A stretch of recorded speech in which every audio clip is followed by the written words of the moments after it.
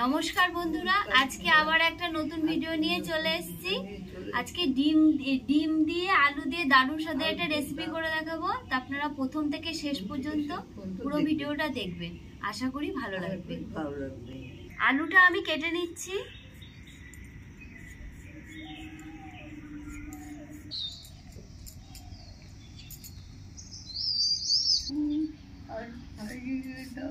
ডিমটা আমি সেদ্ধ করে নিচ্ছি, আলুগুলো সেদ্ধ করে নেব। সামান্য একটু নুন দিয়ে দিচ্ছি। বন্ধুরা, ডিম আলু সেদ্ধ হয়ে গেছে, আমি তুলে নিচ্ছি।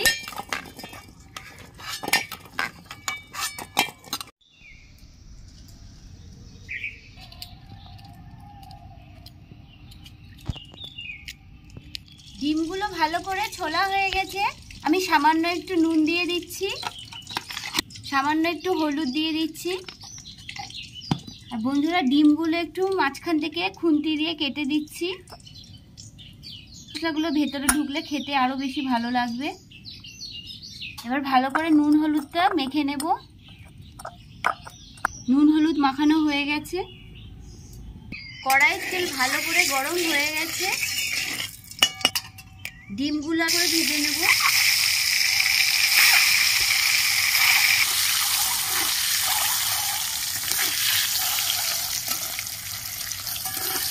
ডিমগুলো হালকা করে ভাজা হয়ে গেছে, আমি এখন তুলে নিচ্ছি।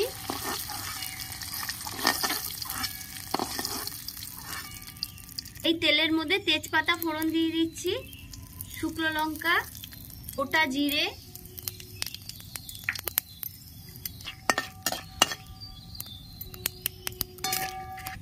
দুটো কুচিয়ে রাখা পেঁয়াজ দিয়ে দিচ্ছি তেলের মধ্যে।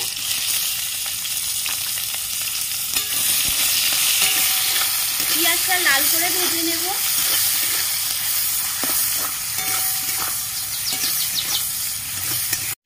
পেঁয়াজটা হালকা লাল করে ভাজা হয়ে গেছে, কেটে রাখা টমেটো দিয়ে দিচ্ছি,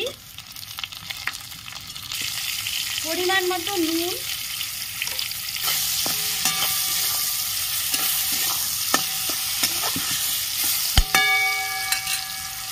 আদা রসুন বাটা দিয়ে দিচ্ছি,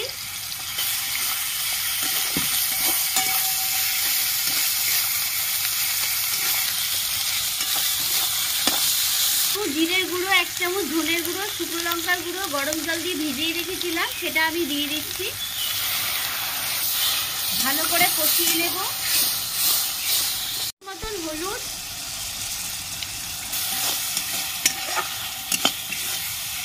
সামান্য একটু মিষ্টি দিয়ে দিচ্ছি।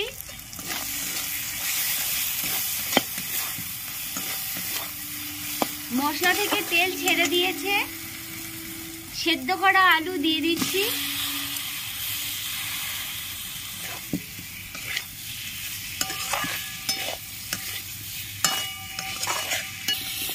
ভালো করে কষানো হয়ে গেছে, আমি পরিমাণ মতন গরম জল দিয়ে দিচ্ছি।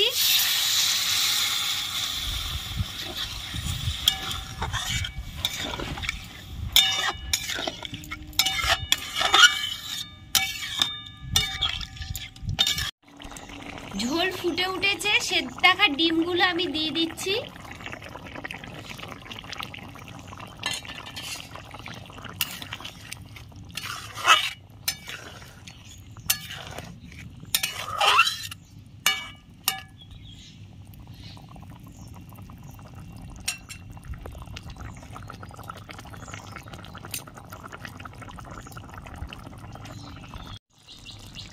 সামান্য একটু গরম মশলার গুঁড়ো দিয়ে দিচ্ছি।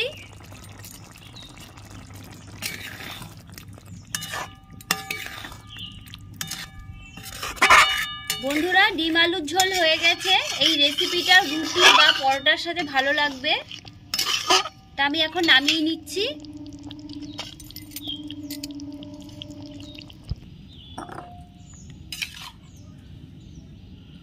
বন্ধুরা, তাহলে ডিম আলুর ঝোলের রেসিপিটা আমাদের রেডি হয়ে গেছে। যদি ভিডিওটা ভালো লেগে থাকে তাহলে লাইক, শেয়ার, কমেন্টস এবং সাবস্ক্রাইব করবেন এবং পাশে থাকা বেল আইকনটা প্রেস করে দেবেন। তাহলে আবার যখন নতুন ভিডিও আপলোড করব সাথে সাথে নোটিফিকেশনে চলে যাবে। আর ফেসবুকের বন্ধুরা, আপনারা লাইক, শেয়ার, কমেন্টস এবং ফলো করতে অবশ্যই ভুলবেন না। আর আপনাদের কাছে একটা বিশেষ অনুরোধ রয়েছে, যদি আপনাদের কোনো নতুন কোনো রান্নার রেসিপি আপনাদের জানতে ইচ্ছে করে বা দেখতে ইচ্ছে করে, তাহলে অবশ্যই কমেন্টসের মাধ্যমে জানাবেন। আমরা নিশ্চয়ই আপনাদের অনুরোধ রাখার চেষ্টা করব। আজ তাহলে এই বলেই শেষ করলাম। সুস্থ থাকবেন, ভালো থাকবেন।